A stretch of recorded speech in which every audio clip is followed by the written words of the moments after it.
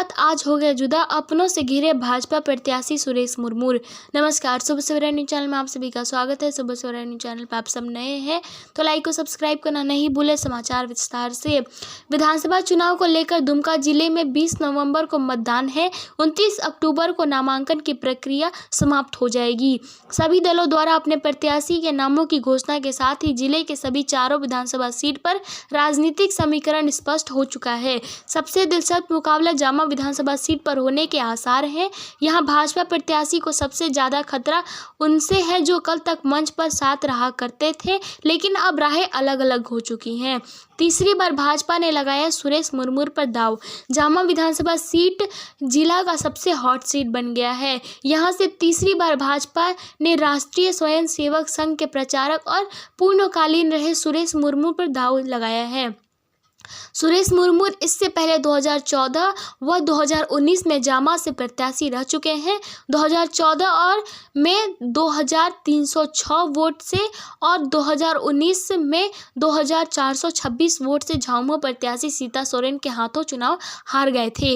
दोनों ही बार कम अंतर से चुनाव हारने के कारण पार्टी ने तीसरी बार उन पर भरोसा जताया है, लेकिन इस बार उनके सामने सीता सोरेन न होकर भाजपा की बागी पूर्व मंत्री डॉक्टर लुईस मरांडी होगी।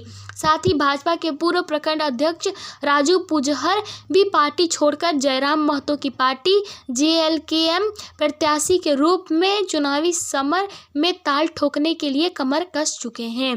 कभी एक ही मंच पर एक साथ बैठने वाले राजू पुजहर, सुरेश मुर्मू और पूर्व मंत्री लुईस मरांडी इस बार 3 अलग अलग पार्टियों से टिकट लेकर आमने सामने होगी। ऐसे में देखना दिलचस्प होगा कि जामा विधानसभा सीट इस बार भी बीजेपी की झोली में आती है या नहीं। वैसे जामा विधानसभा सीट से केवल एक बार 2005 में ही कमल खिल पाया था। 2005 के चुनाव को छोड़ दे तो 1980 से 2019 तक जामा सीट पर लगातार झामुमो कब्जा जमाती आई है। जामा विधानसभा की सीट से गुरुजी पहली बार विधानसभा पहुंचे थे। बाद में उन्होंने सिटिंग एमएलए मोहरिल मुर्मू से छीनकर यह सीट अपने बड़े बेटे दुर्गा सोरेन को सौंप दी, जो लगातार 2 टर्म यहां से विधायक रहे।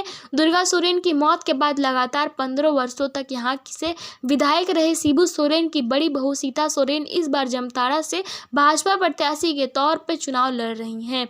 वहीं जेएमएम ने इस सीट को परिवार को किसी सदस्य के बजाय भाजपा की पूर्व मंत्री लुईस मरांडी को सौंपा है। जामा सीट पर 30 साल तक सोरेन परिवार का रहा कब्जा। जामा विधानसभा क्षेत्र साल 1966 में अस्तित्व में आया। इस सीट में सबसे पहले विधानसभा चुनाव में निर्दलीय उम्मीदवार के तौर पर बी हांसदा ने जीत हासिल की। उसके बाद यह सीट लगातार 3 बार कांग्रेस के खाते में गई। फिर जेएमएम ने कांग्रेस की किले में सेंधमारी कर लगातार 5 बार विधानसभा चुनाव जीता, जबकि बीजेपी को एक बार जीत हासिल हुई।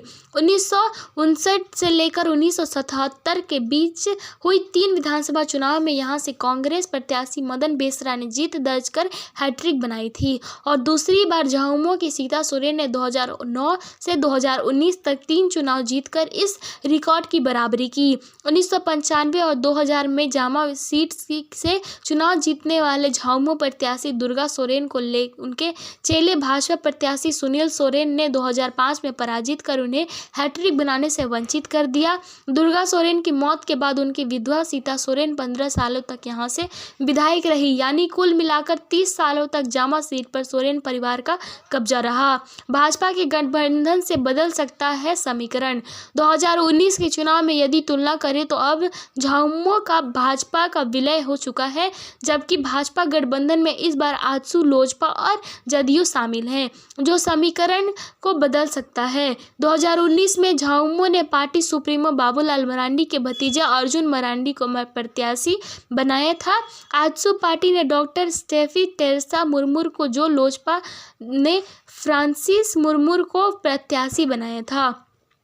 जदयू ने इस सीट से घोषणा के बावजूद प्रत्याशी नहीं उतारा था, लेकिन तीनों प्रत्याशी को 668 वोट मिले थे, जबकि जीत और हार का अंतर महज 2426 वोट था।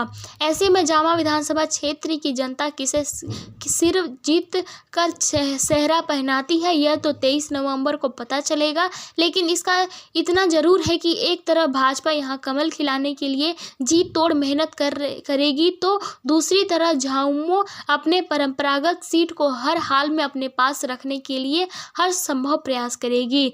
इसीलिए यहाँ मुकाबला दिलचस्प होने का आसार है।